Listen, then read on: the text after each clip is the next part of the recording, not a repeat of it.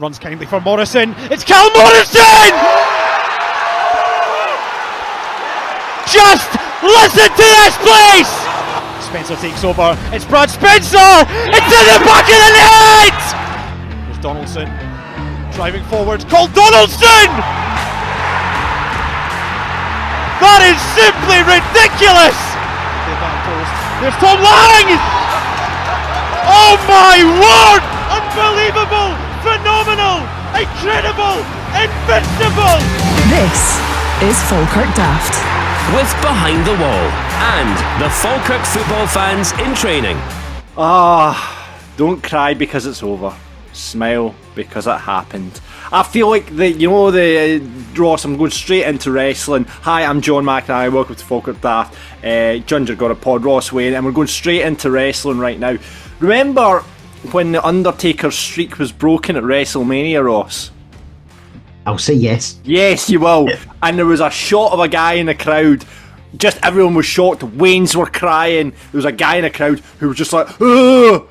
I feel like that guy right now because the streak has come to an end. No king rules forever, as they say. And next week, be a new dawn. But what an absolute achievement by the players. 43 league games unbeaten, and those pesky Rovers got in the way of 44, which would have equalled Barcelona's run as well, which is a bit of a shame. But hey ho.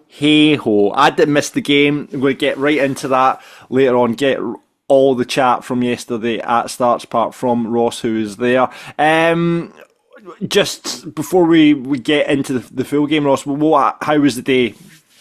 Yeah, it was good. It wasn't like a proper away day for me, if I'm being honest. We not like as in there was no beer or pub attended. It was a straight through in the car with 2 or 3 of the guys. However, massive Bairns support again. 1,800 because it was. I think the club had put out there was 800 like Wednesday or something, and I thought it's payday for a lot of people, so they'll be waiting for payday. So it was 1,600, 1,800 there. Yep, just under 1,800, I think, which is absolutely phenomenal. And I see the club's just put out like a tweet this afternoon saying that the 5 games that's just been played, the 5 away games on the spin, 8,700 Falkirk fans attended. Well played, obviously.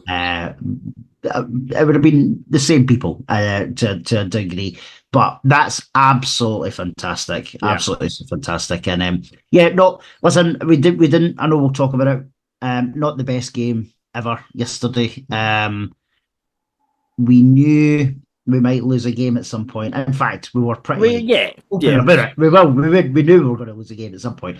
However, it was just a bit of a meh game from our and their perspective, actually. I'm sure they could play a hell of a lot better. Well, it would have been struggling for them to play worse. But from our perspective, it was a sad way to let it go because we were the only team looking to win that game, in my opinion, yesterday.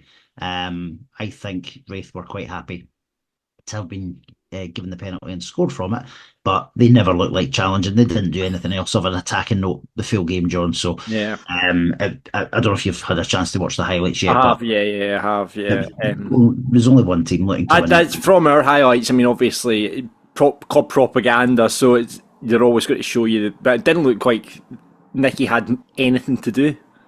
No, he didn't. Listen, neither keeper did. If we're being really honest, there was no shots on target from us. There was 4 attempts on goal, but none on target.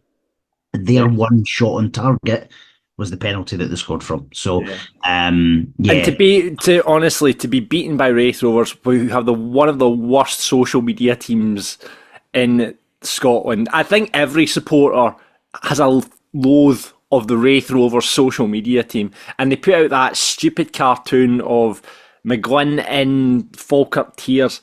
Honestly, tin pot, absolute tin pot. We could say in the cold light of day, obviously our team have been beaten, right?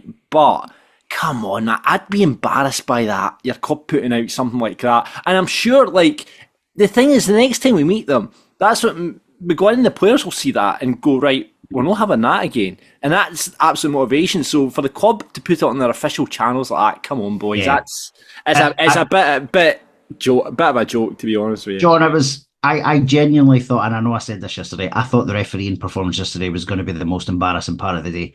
I've evidently not. As you said, the Raith social media team. Listen, they've got people talking, which is probably why they do it, right? Yeah. But it didn't do them much good, all these wee silly cartoons last year. They did it after they beat Dundee United a couple of times. And how did that all finish? Dundee United are the ones playing Premier League football. Out of the games we've played, even though we've won, obviously, other games, teams have been far better than Raith were. And I was just really, I thought it was going to be a brilliant game. Like we talked to Sean last week about how it was going to be an entertaining game, loads of chance. There wasn't.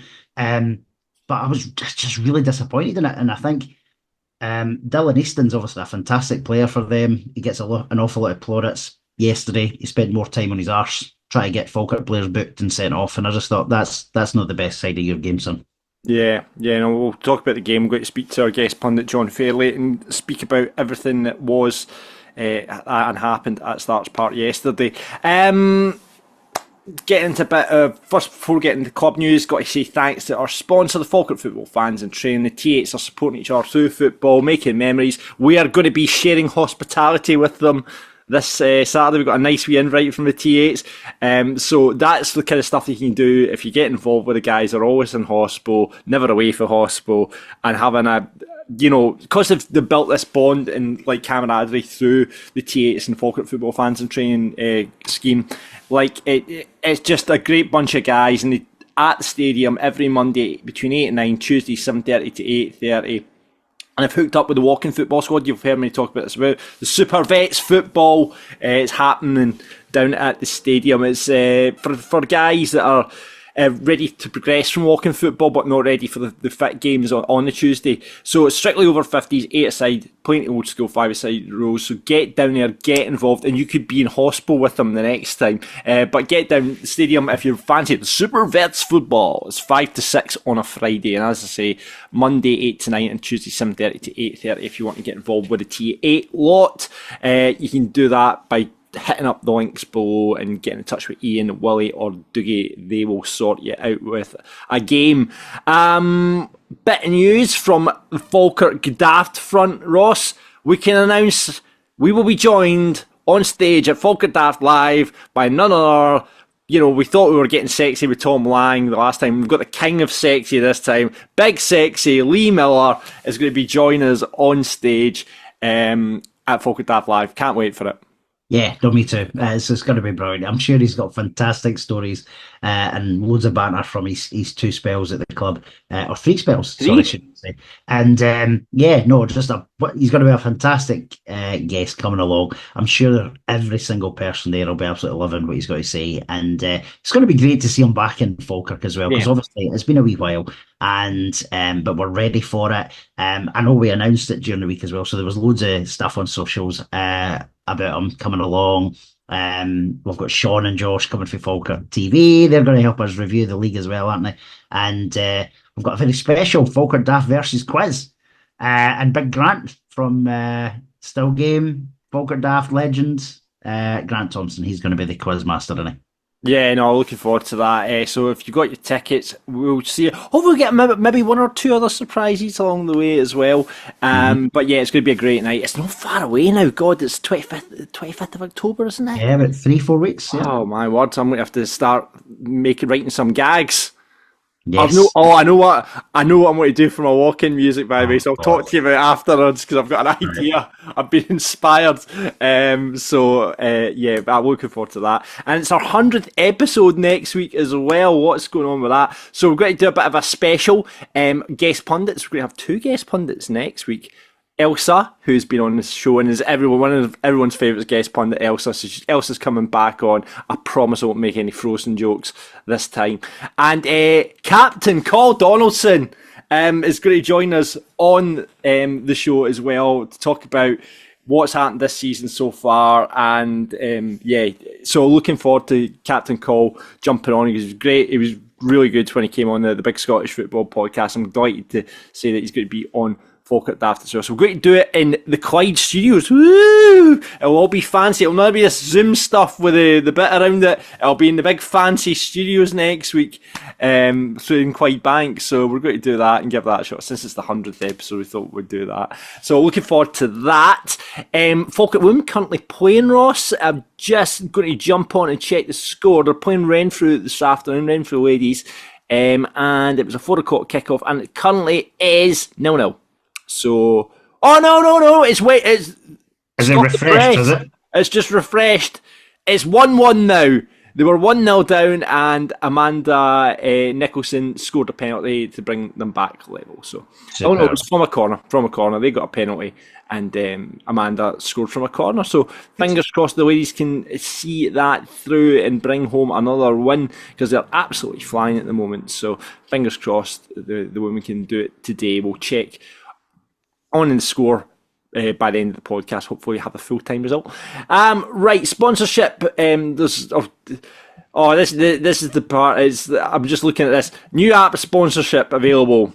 We're getting a new app at the club, are we? So this is the ticket app. So right, you know, the one that we've now all started to download, and you don't need to have your plastic season ticket card on you now. Do you know? I've not done. You old school, are you? You need to get it. Aye, I like it. No, see, I'm one of these guys, right? Because here's my thing, right?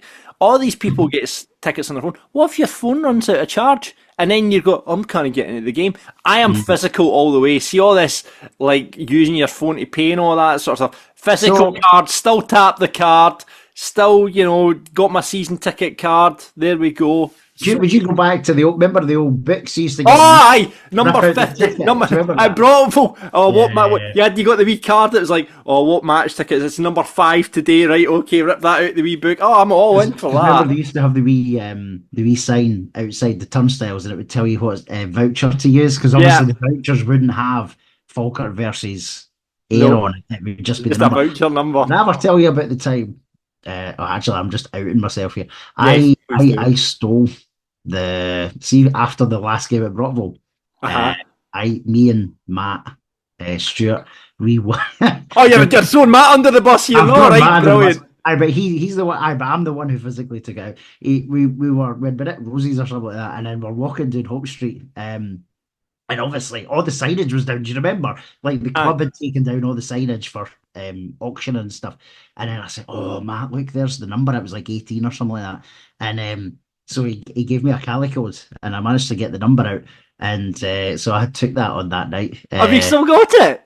No, I don't think so. No. What a bit of memorabilia that is! The voucher, the season ticket voucher number. That's amazing. See, without the context, it's just a metal plate with a number on it. I know, but still. I know.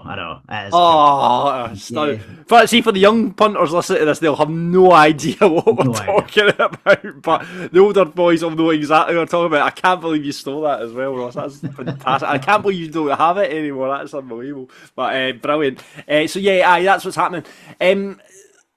There's maybe some signs now. We've heard through the grapevine that I believe Ross might be out for 8 weeks now. And I saw Jamie, someone had asked Jamie, will there be the chance of getting someone through the door? And it appears that there's money to do that there, but they're just not targeted the right player yet. Yeah, so I was having a wee look at Falkirk TV from the last week or so. And when John McGlynn was last interviewed, obviously I think it was Adam had asked to him about signings or money and things like this.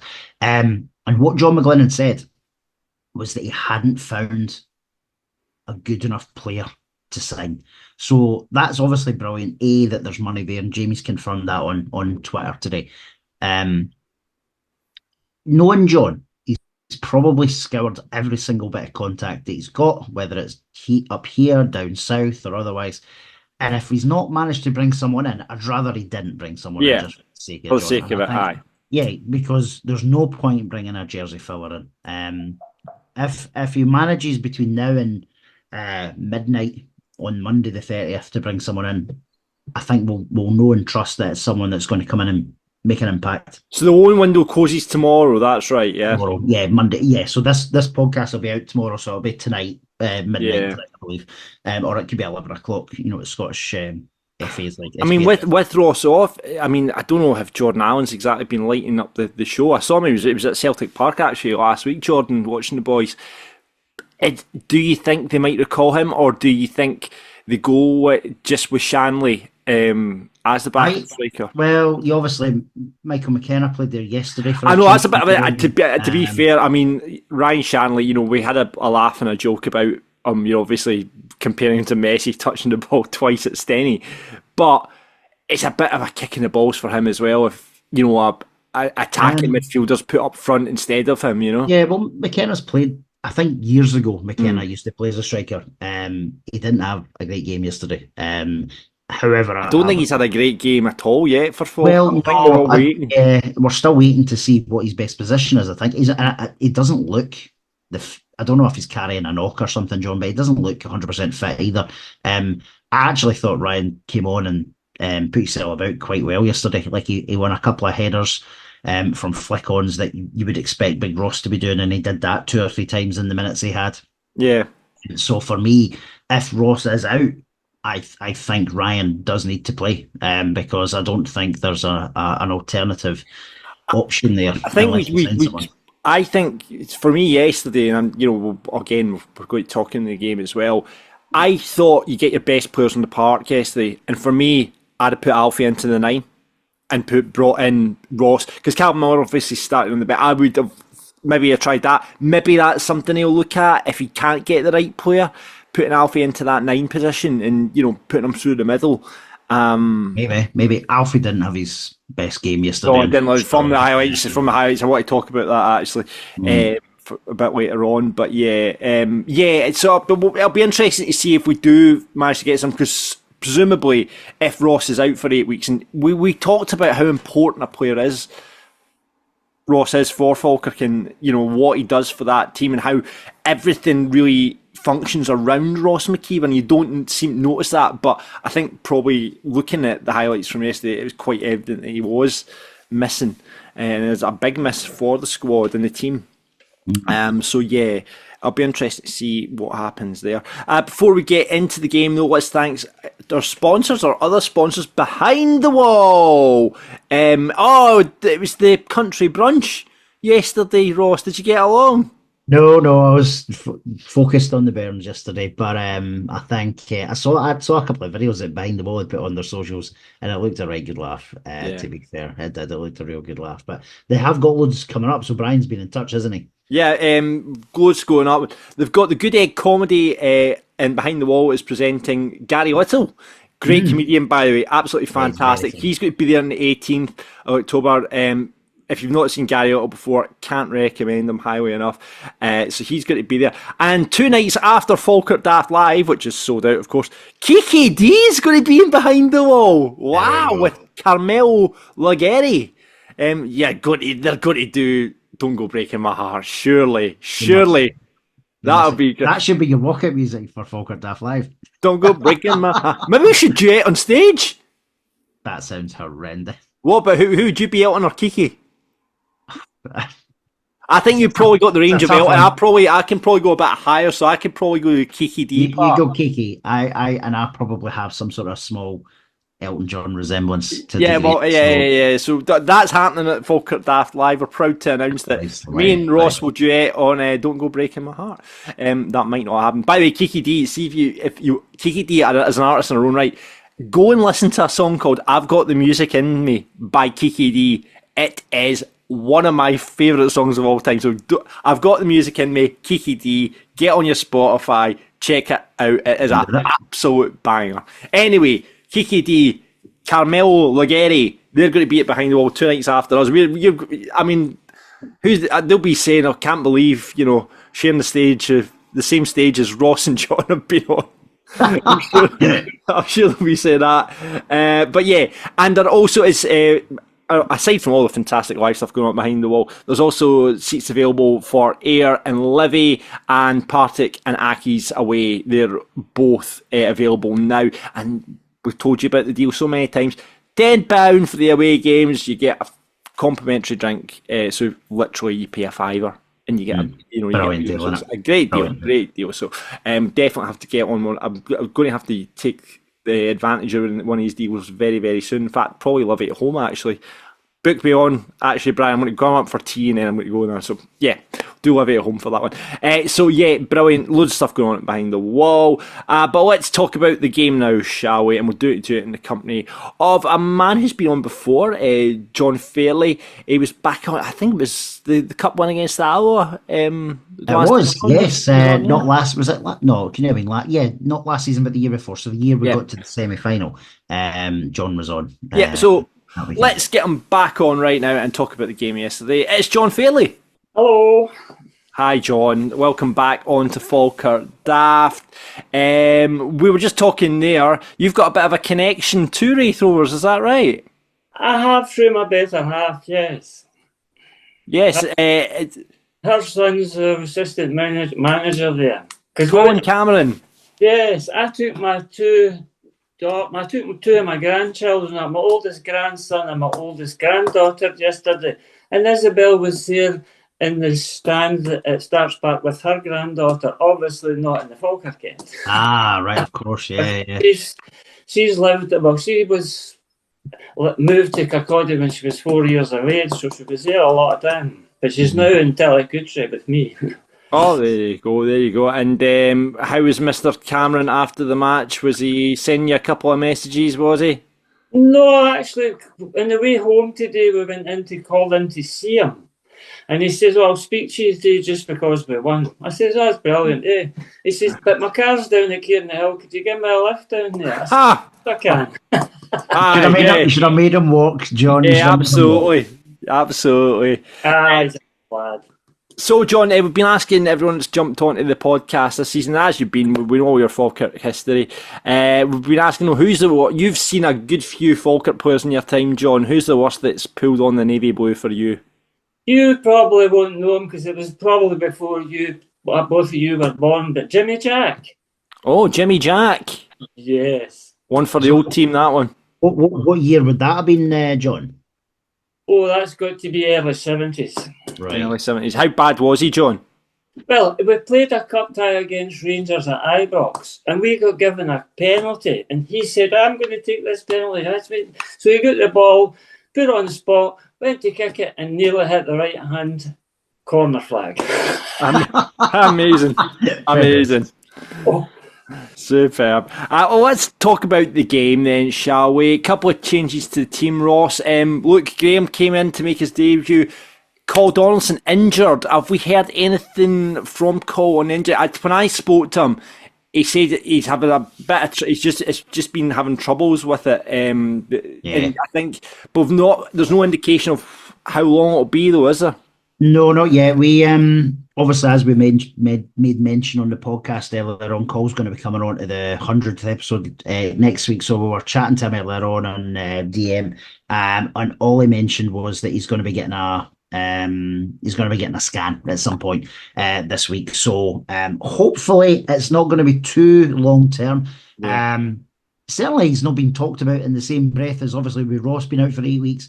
So, but then maybe it's just not known yet as to how long Cole's going to be out. But fingers crossed he's not. That said, I thought Luke came in yesterday and did very, very well. Yeah, Michael McKenna also came in for Ross McKeever, who found out is out for 8 weeks. We spoke about that earlier on. Ethan Ross came in for Calvin Miller as well. That was a bit of a surprise. I didn't think that would be the scenario, because obviously Calvin played really well against Celtic. And it could be, though. We've need to bear in mind that was last Sunday. There's maybe been a bit of tiredness, a bit of a knock or something that we're not aware of. But Calvin's on the bench. I thought Ethan Ross, again, he looked really dangerous at points yesterday. I think he had a wee spark in his boots as well, playing against his old team. Yeah. And certainly, in my opinion, two of the best potential chances we had came through Ethan, and they had him running. He had them running scared. He really did. Yeah, and obviously the other thing was good to see Aidan Nesbitt back on the bench and obviously getting some minutes coming off the bench at the end. So good to see that as well. But yeah, it's starting, John, to look a wee bit threadbare when you see those injuries and what you made of all that.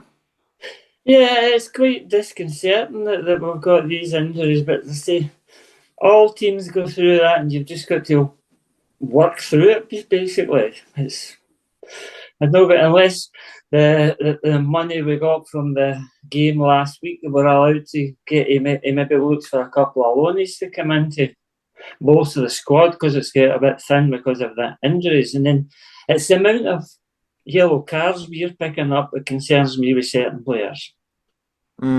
See, yesterday though. See, I know we're going to talk about the ref and what have you, but I have no idea how he only booked. Well, actually, he didn't just book Falkirk players yesterday, but he seemed very card happy whenever a Falkirk player made a tackle. John, honestly, didn't he? And there was moments where I thought, great, he's playing play on, but then he wouldn't go back and then book the Raith players. I think he did it once, but there was at least 2 or 3 challenges that looked pretty dangerous. Well, see, one other thing I don't like about going to grounds like Heart Starch Park and East End Park is you're so far away at the end and you can't see what happens at the other end. And but as I say, but I thought we had a good penalty chance in the second half. Yeah, that possible handball. Yeah, that looks. I've looked in the highlights and watched it back, and there definitely was, but the referee didn't see it that way. No, it sounds like the referee didn't see a lot of things in any way for Falkirk yesterday. So first half, we kick off, Ross, talk me through it. I've only seen the highlights myself, so lots of chances before they got their goal. Not many. No, there wasn't many chances in the game at all, if I'm being honest, John. It was but the chances that were made were for us. Raith literally, I know we talked about it in the intro, Raith had 1 shot on goal, which was the pen. But no, there wasn't many chances. We had a really, really good chance just before they scored. Alfie had a shot blocked after some really, really good work in the midfield. I saw that, yeah. Our movement from defence to midfield to attack wasn't the worst yesterday at all, but it was just that final decision making was just that was what was that Alfie chance you're talking about. Now, Alfie, we all love Captain Chaos on this podcast, but sometimes he just holds on to the ball a bit too long, and where he should be hitting maybe a shot or something before, because obviously it was a well ball, but I think it was a moment when I saw that chance, it's like, hit it now, you know, and there's sometimes that with Alfie, like, he'll just take another touch or try and beat a man again, and you know, and there's sometimes that with Alfie, and it happened a couple of times looking at the highlights yesterday. And he's got some pace on him. You see how he can chase balls down. Some balls you think, oh, that's going to go out. He manages to get it and keep it in and continue. But I agree with you. At times he's a wee bit too greedy. Yeah. And it's working against him. But I like him. I think he's phenomenal. In that first half yesterday, every time he got the ball, there was 2 or 3 boys round him. And to be fair to Raith, they did do that really well throughout the game. And I thought they might tire because of the amount of defensive work they were having to do. Obviously, they didn't. But every time Alfie got the ball, especially, there was 2 or 3 boys round him. Yeah. The penalty wasn't long coming. You know, 13th minute, I think it was. Yeah. And it's something that, you know, the way we play was going to happen at some point or other. It was a poor pass from Dylan Tate, and it was picked up by Dylan Easton, got into the box where we 1-2, and Hendos went and tackled him, and I don't think there's anyone that will say it wasn't a penalty, unless you two disagree. Do you see watching the highlights this morning? I would say yes, it was. It wasn't I wouldn't say it was soft, but it was one that could have maybe done just let go. You know what I mean? It wasn't. There was no malice in the tackle. He won the ball. There was definitely no malice in it, and I think we'd be moaning if Hendo hadn't put a tackle in. Mm-hmm. So, and I don't want to say Dylan Easton was looking for it, but listen, he did the smart thing. He made the defender make a decision, and it's a pen. I don't think there was too many arguments. In fact, I think there was no arguments at the time from either the Falkirk players or the majority of the fans behind the goals. And going back to why it happened, you're right, John. We looked to make loads of wee short, quick passes, 1-2, get us out of positions, and on this occasion it was just really short by Dylan. He didn't have a bad game at all yesterday, and he's been fantastic for us. in general. But it was a poor misjudgment of a pass. And yeah, Dylan Easton, who, and I know I moaned about him at the start of the podcast for not being on his feet much. That's exactly why Dylan Easton is a really dangerous player, because he will pick balls up out of nothing, and he made that penalty situation for them. I think Dylan Easton actually, I mean, is I think a player we've tried to sign actually in the past. Very good footballer, one of the best players probably in this league, if we're honest. Yep. And probably Raith's best player. You know, like obviously they've got a few boys out injured at the moment as well. So yeah, they get the penalty. Nicky it was too much pace on it. Nicky got a hand on it, but there was just too much pace on it to keep out, wasn't there? Pacing and the height of it as well. Yeah. I mean, a really good penalty taken. Fall over guy. He's done it well. I quite like him as a player. I like Hamilton because I've seen a few race games. I actually was at the game last season when they played Arbroath. When the substitute goalkeeper scored. Oh yeah, right enough. What a goal that was. About 3 minutes to play or 5 minutes to play, Arbroath got a penalty and got a 2-2 draw. I was told I wasn't getting a freebie ticket again because I was a jinx. We had a chance as well. Finiesta, how was Finiesta in that 10 yesterday, Ross? He deserved his start, just as we talked about last week. I don't think he hit the heights of how he played against Celtic, if I'm being honest. But he didn't do much wrong. Johnny tired and was eventually subbed, obviously, and it was the right sub because we needed that injection of pace and creativity. But Yeats, I thought he did well, and obviously he did. He was instrumental in putting Ethan Ross through for a brilliant chance. It was. I just that chance, you know, because he makes the boy and he's through, and you're like, it was one of those ones where you're at the other end of the ground and you think, that's went in, hasn't it? And obviously it hit the side net, but it was a great chance from Ethan through on the goals, and he played well. He did, and they were worried about him. You could tell as soon as Ethan Ross got the ball, John, he was obviously just really direct and running at them. And there was 2 or 3 occasions where you thought this is probably going to be our best shout at getting a goal. Obviously, it wasn't to be, but he did. He was a menace. Yeah. So we're getting at half time. Were you asking for changes at half time? Any of the two of you? Do you think the changes could have been made at half time? I would have let them come out in the second half, and if things didn't improve, I would have changed. You know what, McGlynn's he substituted a lot earlier than he normally does. He's normally midway into the second half before he changes, but he obviously saw he needed to do something to turn the tide for us, but sadly it didn't come that way. I would have made. I wasn't shocked that we didn't make any changes because I don't think John's a half-time sub kind of manager unless he really, really, really has to. But I would have brought Ryan Shanley on at half-time. And it's not. Was it just because was McKenna just not at it? Do you know? I think he's. I know we said this earlier on, John. I don't know what his position is yet.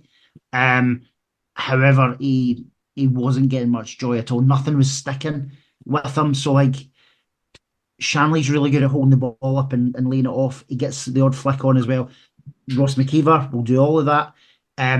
It's just nothing was sticking for him. And then any time he did get the ball, he had 2-3 defenders round him, and we were losing the ball far too much in the first half. He wasn't the only guilty person for that, by the way. We gave especially in the first half, we gave the ball away quite a number of times, and we were the masters of our sort of own downfall in that regards. But that I would have made that change because I think it was really obvious that he wasn't going to have a successful game yesterday, unfortunately. But McKenna's not a striker. I've got friends up in Arbroath, and they said that to him. He's a good player, midfielder, but he's not a constant goal scorer for you. Do you think he's carrying a knock or something, John? Because I wonder in terms of how he runs and stuff, he's maybe not up to speed yet, or he's maybe got a knock, do you think? Possibly, yeah. But it's only been recently that he's been introduced to actually really play a bigger part in the game. He's been coming on a couple of times as a late sub. Yeah. Alfie continued another chance, and again, I think just another example of him just holding on to that ball and just taking one too many chances with the chance he had just after half time, Ross. Yeah, no, he did. It was just that 2-3 seconds delay that I think it put him far too wide of the post to really trouble the goal. My frustration, and I've watched it back as well, Ethan, as we said, was causing a bit of bother for them, right? I would have loved him to have just kept on driving into the box at that point, to maybe try and curl a shot in instead of kind of laying it off to somebody else. I think if when Ethan watches his stuff back, because they all do it, don't they? Like Cole said that on the podcast, they all get their clips so they can see their interactions in the game. And I think Ethan will watch that back and went, I could have had a shot there. Yeah. Biggest chance of the match though, Dylan Tate at the back post. Sean Mackey, great ball in. I mean, like, it's just asking. Dylan's probably not the right person to be on the end of that ball, but he's got to score that. He's got to score that. With a couple of chances like that in the second half, because you've obviously been at that end. I'm seeing what's happening, but the headers just didn't work yesterday. It was a big chance. It was a huge chance, and I think if that had went in, our momentum would have carried us on. I think we would have went on and won the game. As I say, there was only John. Obviously, I know you'll need to maybe watch your opinions carefully, but I think for me, I didn't think Raith were going out to win that game. Had they not got the penalty yesterday, I don't think Raith would have scored. But I think we were at least trying. We weren't at it yesterday, but we were trying, and I think that was a massive opportunity. It was a shame because he found himself in great space, and he just needed to keep the header down, but unfortunately went right over. Yeah. No, I know for a fact they've watched us quite a few times going back maybe 2-3 weeks. Have been watching us, you know what I mean, and watching the style, watching how we play it, and trying to build a tactic to frustrate us. I'm not saying, but that's what they did yesterday. I think it did, actually. No, I think you did. I think their main aim was to block us and stop the play, and I think they did that pretty well. But they set up 3-5-2. Yes.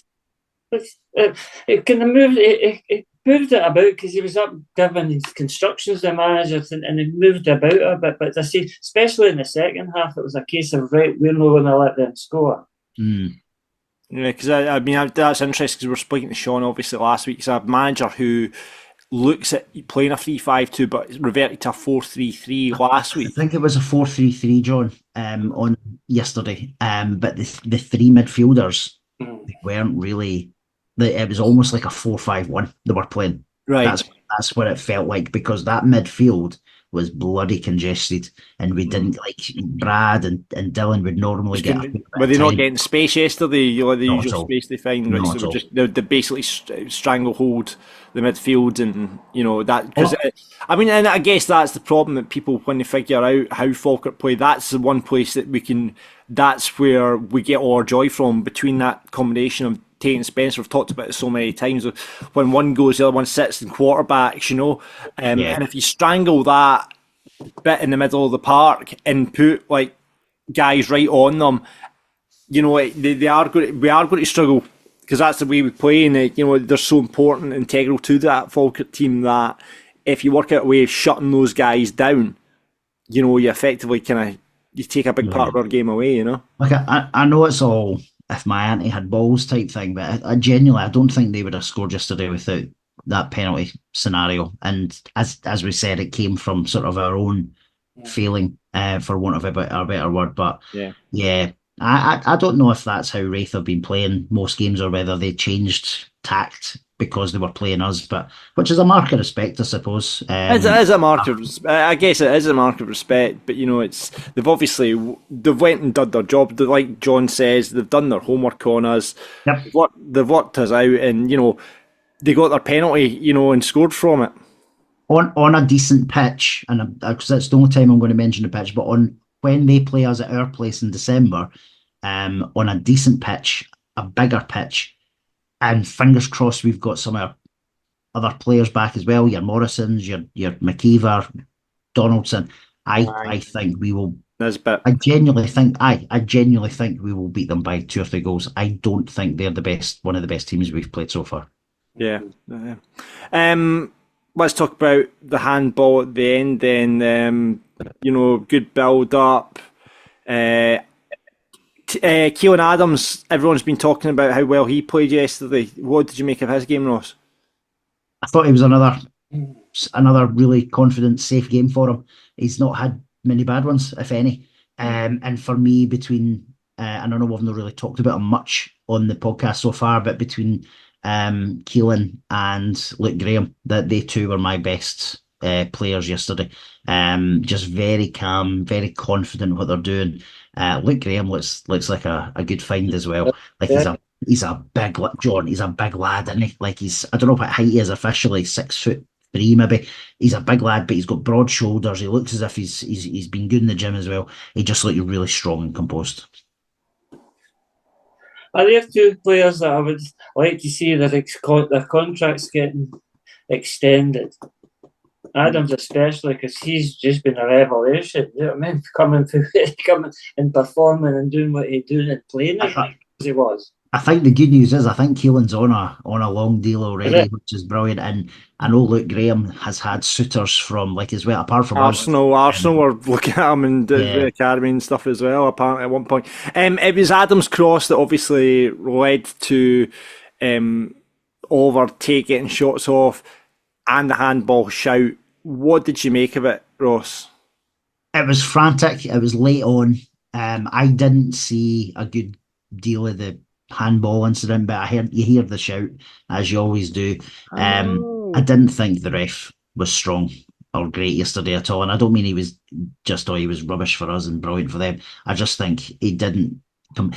He ran over at one point and gave Paul Smith a yellow card. Paul Smith doesn't get bookings. John has and does, but Paul Smith doesn't he? And that's just, honestly, I think he lost control at points of the game yesterday. And so it doesn't shock me that he either got it wrong or missed it. Poor refereeing then. But did it affect the result? I mean, if he's not giving a hat or face, well, no, listen, that potentially could have changed the outcome if he's given that handball, but he's not why we lost yesterday. I don't think he was a competent, brilliant ref, but he's not why we lost, no. Fair enough. They got what they wanted after 11 minutes, and they were going to hang on to that at all costs. Yeah. Well, let's hear what John McGlynn had to say after the match, shall we? John, a really tough game out there today and a disappointing result, but I suppose it had to come eventually. Yeah, things didn't go for us today. Guys put loads into it. I think we put a lot into the game. A penalty decides the outcome of the game. We lose the ball deep in our own half. We kind of brought it on, unfortunately. It's a penalty. It's a little bit clumsy, and the guy sticks away, and there's nothing in the game. I think it's just difficult to break through them. There was an awful lot of opportunities, small moments in the game where if we had it done,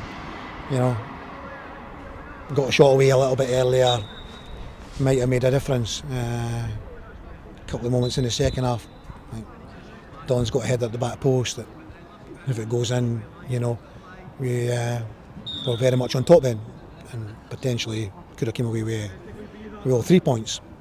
And so very small margins in a game like that. Disappointed to lose our record.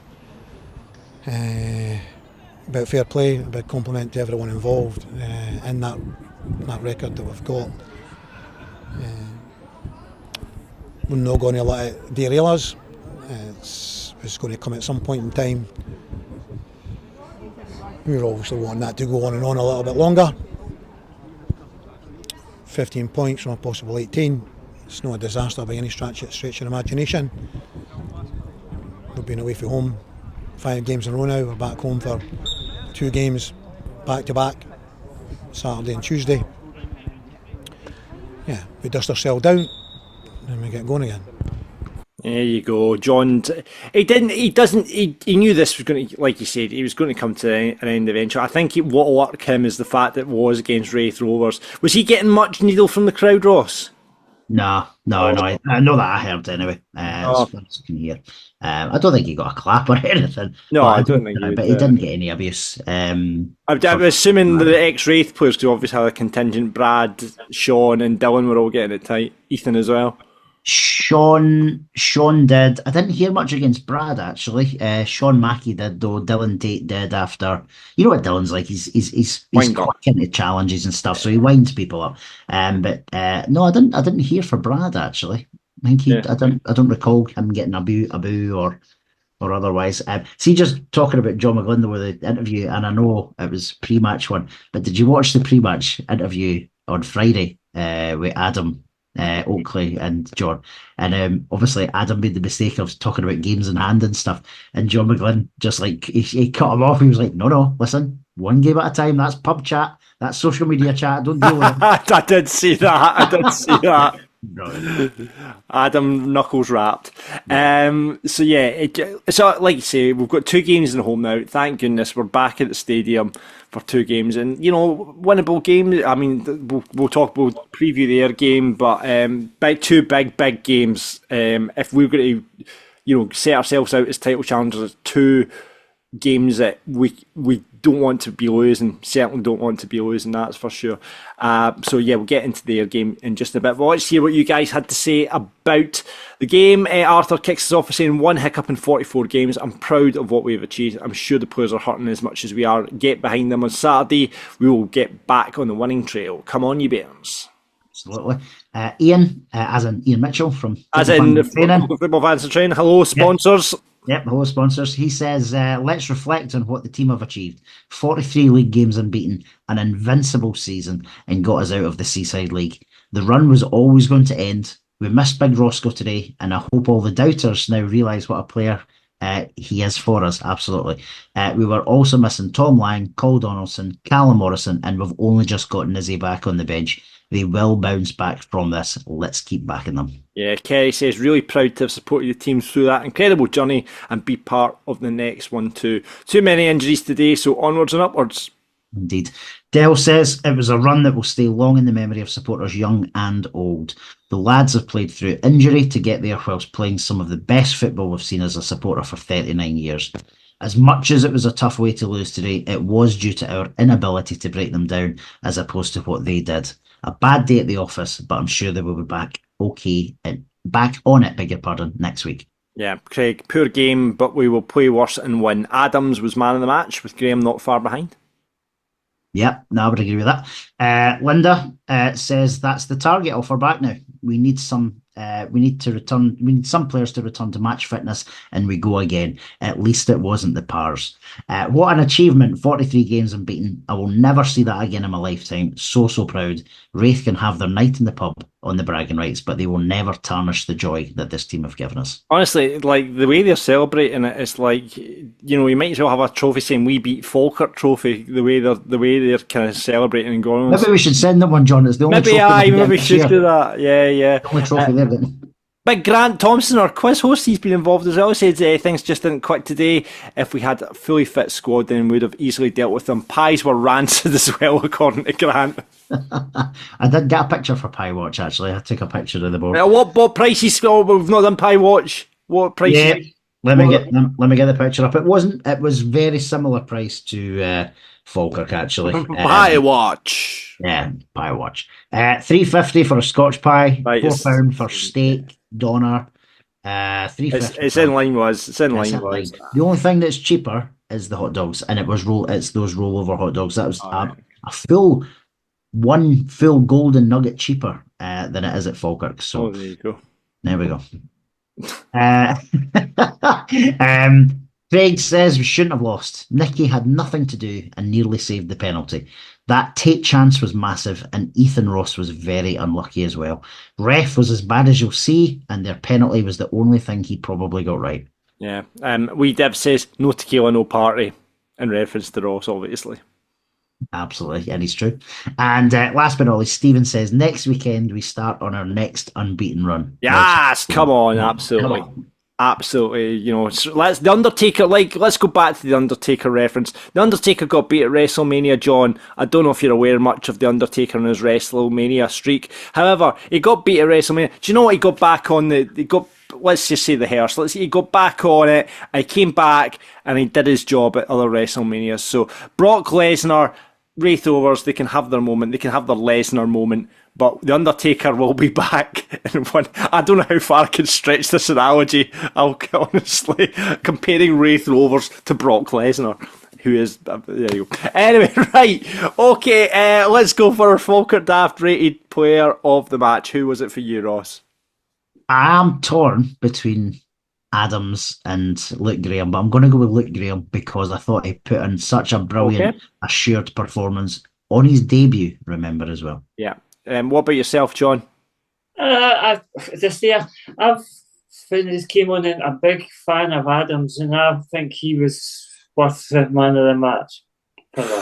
Oh, right, okay, so I've got the cast and vote here. I can't really cast, but I think I'm going to go with Ross in this instance, John, and it's just because it's the young man's debut, and it's a big call going into a team, obviously doing so well and fitting into that team. So we'll give it to Luke. Keelan Adams has got one already. His time will certainly come again this season, I'm pretty sure of that. Falkirk Dafty, have we got anyone who were nominated as a Falkirk Dafty, Ross? It could quite easily be the ref, if I'm being honest, John. And I'm in two minds because obviously people will go back to Dylan's short pass back, but he did far, far more good in the game than just that little situation. And for the ref's overall performance, I'm going to have to give it to the ref. What about yourself, John? As I say, I thought some of the passing, this passing in my own box when there's players there, that frustrates me. But I definitely think that I would have said the ref as well. Because many games have been watched this season when we've seen poor officials. Even the linesmen are not that clever. No. It was Matthew McDermott who was the ref yesterday. I think he does a lot of Premier League games as well. So Matthew McDermott. Could I put out one as well, potentially? Big time Chris McGill, the kit man. I don't know if he printed the armband yesterday, but the Falkirk Daft logo was on upside down. Oh, he has messaged and apologised. Right, so the big times. Do we give it to the ref or do we give it to big time Chris McGill? Do you know? Let's give it to Big Time. Big Time gets it. Big Time Chris McGill is Dafty. I'll be delighted with that. Actually, no, I'm going to wipe that out because I'm asking Chris for the moment for some stuff for my charity sportsman's auctions. So Big Time doesn't get it. Matthew McDermott gets it instead. You're such a sick. Well, that's fine because he's for my sportsman's dinner happening at the Wee Park in November. If you want tickets, there's still some. What's he giving you? Has he told you what he's giving you? But he did offer actually a Paul Dixon signed match worn tops. Oh, that's good. That'll be good. That's quite a good one. I'm waiting to see. I'm waiting to see if we get the current squad to do a top for me. Still no movement on Tom Lang's pants, no. Still no. I don't. I'm building up. I've not asked them about that yet. Right, okay. I'm building up to that. So Matthew McDermott gets the Falkirk Dafty of the week. There we go. Right before we tie a bow on it though, John, I don't know if you know our new feature. It's Falkirk Daft versus Play the Music. Right, so basically, John, I don't know what you've got yourself in for here. 5 questions about the Bairns. It's a penalty shootout kind of style. We'll go against each other. Ross is doing the questions this week. Currently, you are playing for the listeners of Falkirk Daft. It's 4-0 to the Navy Blue Falkirk Daft boys. So you're playing for the Falkirk Daft. I need to get a pen and paper. Hold on so I can write down my answer. Are you ready for this, John? Yeah. Right, good. Right, hold on. You'll not go back and give questions away back in the 70s, 80s era when you... No. We won't be doing that. We won't be doing that because that would... that would play into your wheelhouse. I hope Ross hasn't done that anyway. No, I've not. Right, okay, I've found some paper. I've got a pen. Right, what's the first question? Ross Wayne. Okay, question number 1 to the pair of you is... How many stadiums have Falkirk Football Club called home? How many stadiums have Falkirk Football Club called home? Right, I've got an answer. John, have you got an answer in your head as well? No, I'm trying to think of that one, but I would probably say Alloa is one of our local teams. The Rex or whatever they call it now, Indadrill. It's a Dungeon names. No, sorry, John. It was how many stadiums have Falkirk called their home stadium? Yeah, Right. yeah. Let me think. I would say probably 4. You're going 4. Okay, That's John, also the answer I have written down. you've went for 4 as well. Okay. You're both wrong, actually. Is it 5? Correct answer. I'll read this out. So the correct answer is officially 6 different stadiums. But Oh shit! I forgot Local View. There's only 5. There's 5 locations, right? Because we played at Hope Street twice. Yeah. So Hope Street, Randyford Park, Yeah. Blink Bonnie Park, Yeah. Brockville Park, Oakle View, So that's the one. Yeah. and Falkirk Stadium. Aye. So it's I currently forgot Oakle View. I forgot Oakle View. Damn it! There we go. So it's still 0-0. So it's Okay. still right. Question number 2, John. John's even.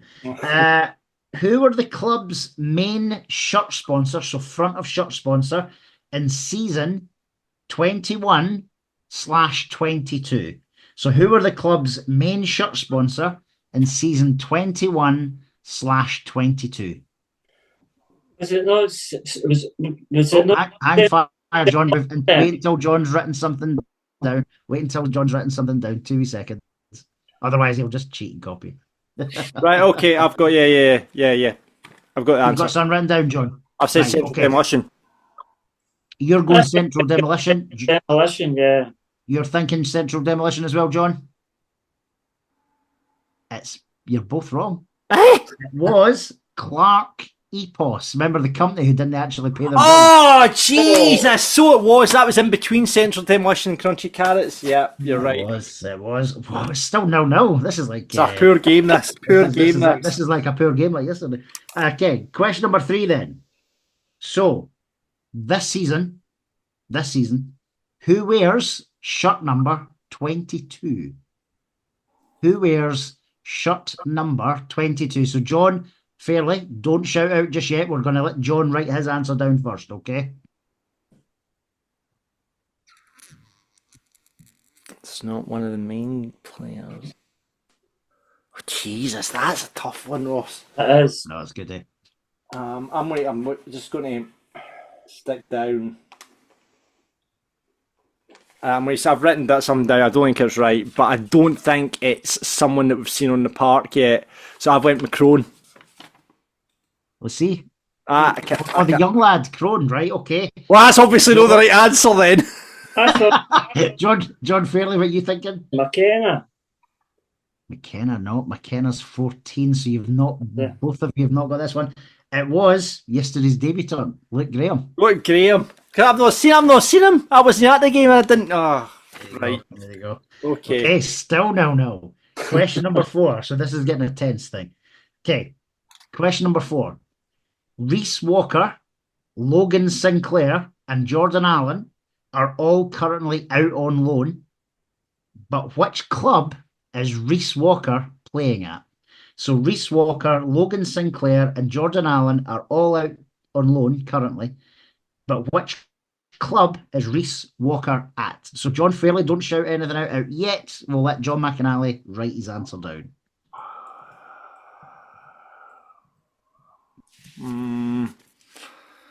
Right. We're getting towards the business end of the quiz. I think it's this one. Right. I've written down something down. Do you want to give your answer, John? I've written something down. I'm trying to think of that one. He's coming up with good questions he's come up with. They're a lot harder than mine, John. I'm going to be honest with you. They're a lot harder than the ones I write, but... Was it Annan? You said Annan. John. I have written down Cowden Beath. Cowdenbeath is the correct answer. Yes, come on! So, Falkirk Daft take the lead 1-0. Now, we're going to move on to the final question, number 5. So you have to get this one right, John Fairley, to potentially equalise and hope that John Mack doesn't get it. So, question number 5. Who was the next permanent manager after John Lambie? So who was the next permanent Falkirk manager after John Lambie? I've written some down. I'm pretty confident of this. Oh, he's confident. John Fairley, we'll come to you. I'm thinking that one. So it's the permanent. I know I should know these ones because that's going back a bit, the long John Lambie. God. I can only think, I come out with his name now, was when he went, one that went to Hearts. But I can't remember his name. But see, this short-term memory thing. You know who I mean? Right. Jim Jeffries. You're thinking Jim Jeffries, okay. John McAnally. Eamon Bannon. Eamon Bannon was the correct answer. Yes! Hit the Champions League music! I forgot that. What was Eamon Bannon? The next temporary manager. Can anyone, the quiz is off, but can anyone remember who the temporary manager was? Walter Kidd. So you had Walter Kidd, you had, remember Stuart Monroe? Stuart Monroe, yep. They two took the team when we played Rangers at Ibrox. I think it was the week after. Yeah. Played well, actually. I think we only lost like 3-2. But yeah, well done, John McAnally. That is another win for Falkirk. 5-0 to the Falkirk Daft boys. By the way, the people will insinuate there's cheating going on. There is absolutely no cheating going on. Genuinely not. We don't share that. I know people will be insinuating, but there we go. Get in. I actually want you to trip up. This is why I make it hard. Well done, John. Wasn't a manager for too long either. No, he wasn't. That was when Chris Waddle played for us. He did. Remember, he got sacked because we played St Mirren. It was John Clark. It was a John Clark situation. He played John Clark twice. Obviously, wasn't. Yeah. Twice, and he got sacked on that basis. He wasn't very good. I remember it was just all ex. That was Joe. He was Bannon brought in like Joe Tortolano. Remember, he just went and signed loads of ex Hibs and loads of ex Hearts players. So it was Neil Berry and Joe Tortolano and all these boys. Brian Hamilton. Yep. Brian Hamilton. They brought in. I remember that very, very well. But there you go, John. He wasn't as bad as Hartley with his team. With the team. Well, no, that's true. No one can be. John, yes. Thank you so much for coming on Falkirk Daft. Really appreciate your time. You can go and get it up your son-in-law now, and just tell him that we will pump them when we come back to the stadium in December. Isabel's giving me a sign here, but I'm not going to say what it is. Fantastic, brilliant, John. Thanks for being on Falkirk Daft. If you want to be a guest pundit like John, drop us an DM now, pundit@falkirkdaft.co.uk, or slide into our DMs on Twitter or Facebook. This is Falkirk Daft. With Behind the Wall and the Falkirk football fans in training. Right, let's look ahead to the game. Top of the table clash with Ayr United on Saturday at the stadium. Wow, we're back at the stadium. It's going to be a bit of a novelty having a home game. I know. You might bear in mind it was still summer the last time we played a home game, and it's officially winter come Tuesday. So that's insane, isn't it? That is insane. I know, absolutely mental. It's a team that I said at the start of the season would do good things this season, and I'd tipped them to win the league actually at the start of the season. They have rolled the dice. They have put in a lot of money into the club. When you look at their transfer and they beat us to, I mean, Harry Stone was well reported that he was on his way to us. They beat us to him. Then they've went out and signed the likes of Mikey Devlin from Livingston. They've got Scott McMahon, who's, you know, a player that probably shouldn't be playing at this level. George Oakley from Morton as well. They changed their Anton Dowds into a permanent loan, and obviously he's now injured, and it looks like he's going to be out of the season. Even though he's the top scorer in the division as well, so that'll be a big loss for that. And the one player that is kind of done, I've heard great things about, is Marco Roos, who they got from Coventry. Apparently he is tearing up. Like, I mean, I was on holiday when we played them away, Ross, but he's a player that a lot of people have been talking about. And add to that, boy for Fulham as well, playing at the back, and Alfie Babbage, who I thought when we played Kelty Hearts was probably one of their standout players. So they've got a lot of good players at that football club. No, they do, and they've started the season off really, really well. Yeah. Obviously, they're undefeated. Still, they have played two more games than us. I think we need to remember that. However, they have put the points on the board. So, fair play to them. I was doing a wee bit of prep, having a look at them, their scores and stuff. Randomly, because this is a lot. This feels like a lot, but they've had 6 penalties in the first 8 games. Wow. This season. So that they're obviously putting themselves in a position to get these. I don't know what all the reasons are why they've had them. Has somebody been halved? Has there been handball or whatever the case may be? But they're obviously getting into good opportunities to be awarded the penalties. So it'll be a tough game. It'll be a really tough game. But we are back at home. We know how we can play at the stadium. Back on our own pitch. And again, because we've not had a home game in so long, there'll be a brilliant crowd there again. Hopefully air travel well. I don't know how many they'll bring, but they obviously don't get massive crowds at home. What, about 2,500 home fans? So even if they brought 700 or 800, that would still make a good atmosphere in the stadium in the away end. But yeah, I expect a tough game, like. Yeah, we're not actually using Ayr United's proper title, however, it should be Scott Brown's Ayr United, because that's all they get referred to now. Scott Brown's Ayr United. He just signed a new deal there during the week. I think there was a lot of Falkirk supporters going, well, a wee bit of disruption there would be all right, I think, if he had went to St Johnstone, but he pulled himself out of the race and then went immediately and signed an extension to his deal at Ayr United. Obviously been backed very well by the club's owners. And they've trusted them with a lot of money, so they've properly rolled the dice. Like, if they don't go up, it's a big gamble for Ayr United. I'm sure if next season they haven't went up into the Premiership, they'll be in all sorts of financial trouble. You would assume they'll need to cut back heavily, but then we don't. What we don't know is how much money they've got. They're probably good. I think the guy who owns them is absolutely minted, if I'm honest with you. So it's probably just a drop in the ocean for him. But they've, like you say, they've started off the season very, very well. It's going to be interesting to put us up against them and see. We played obviously them already this season in the League Cup, and in all accounts should have probably have won that game, if not, at least got a draw. Yeah, in my opinion, I think we did more than enough that game to win it. We hit the bar. That was the night we hit the bar, I think, 4 times. Yeah. The woodwork 4 times. And we played very, very well. I've obviously not seen much of them since then. I've seen the odd bit of highlights, but they've only let in 5 goals, which is the same as us in the league. They've scored 5 more. Granted, they've played 2 more games, so that's the caveat there. But I think it'll be a really. I know I said this about the Raith game. I was hopeful it was going to be a really good game of football, but that didn't turn out to be the case for either team.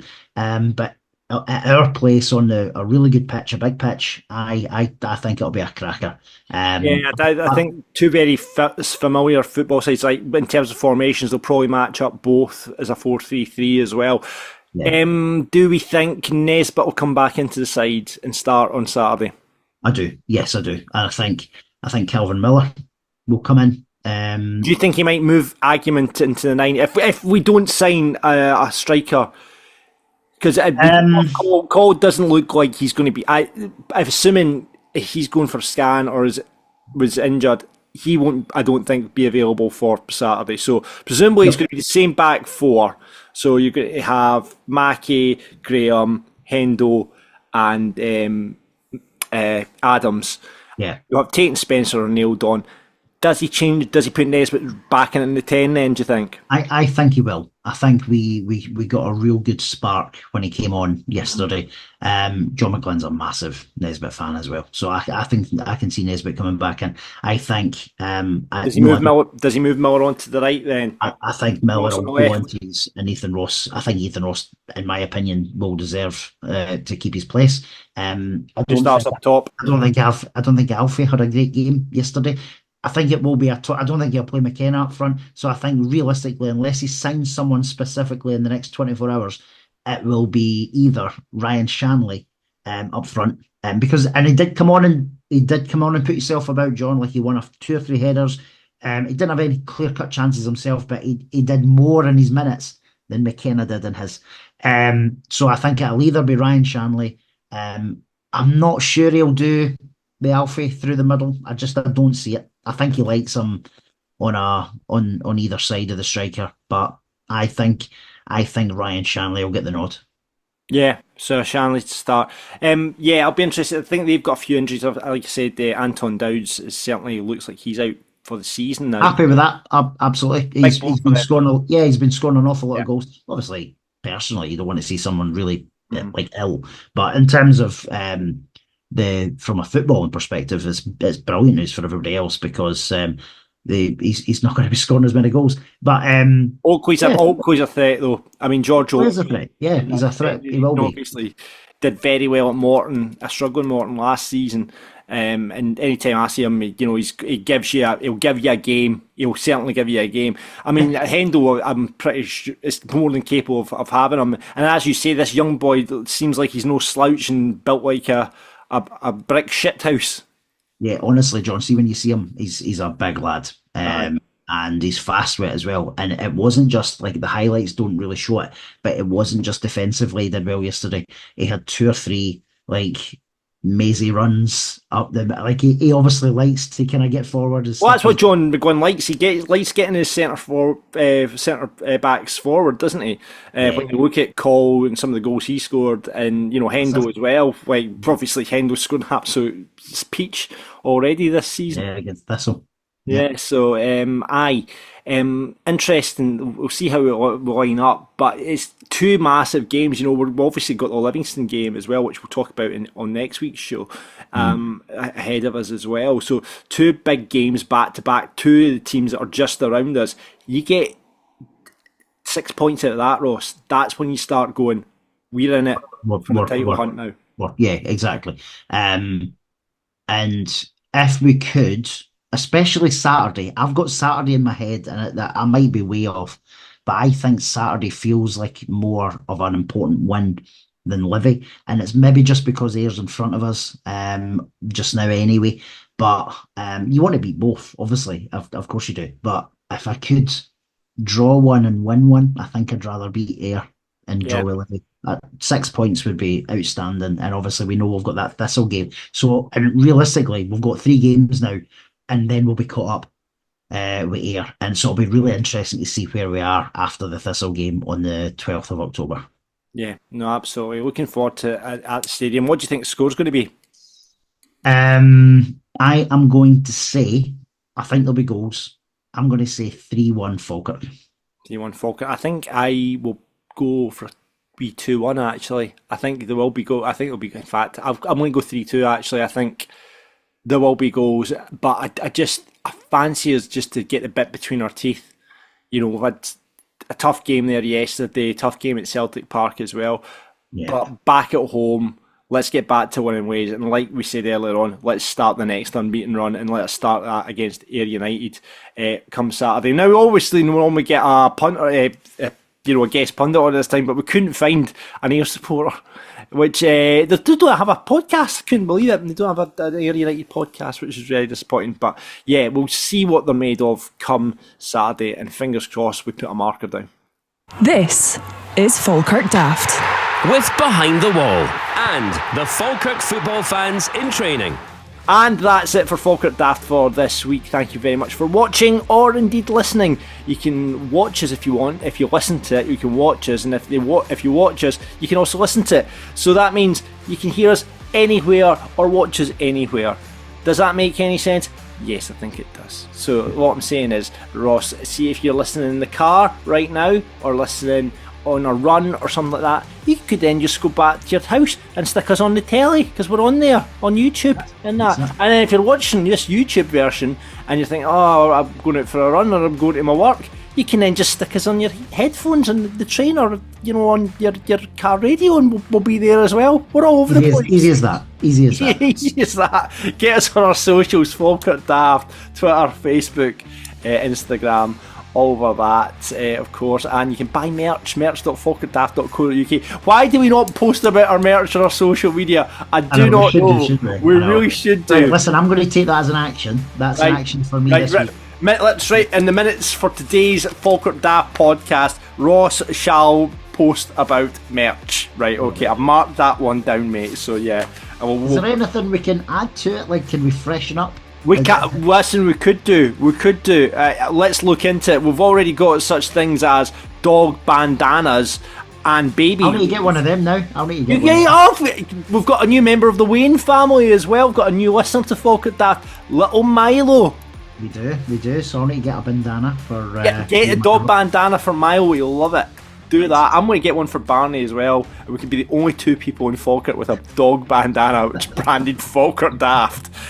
So yeah, brilliant. Get on our merch.falkirkdaft.co.uk, and of course you'll see it on our socials this week as well when Ross has actioned his minutes from this week's podcast. Get on our Discord channel, the links are below as well. It's like a forum for the young team. They talk about stuff. Robbie Much chat. We tried to get Robbie Much on the podcast actually. We tried, didn't we? There's still Robbie Much chat going on in the Discord chat channel. We tried to get Robbie on the podcast because obviously an Ayr United goalkeeper. He's injured at the moment, but he said thanks but no thanks. But thanks, Robbie, and we'll hopefully see you at the game on Saturday as well. Let's go get 6 points now. Let's do it against Ayr on Saturday. You know, like you say, this streak is over, but the next streak will start come Saturday. Come on, the Bairns. And until the next show, what do we say, Ross? Expect unexpected, buddy. Come on, the Bairns. That's exactly what we say.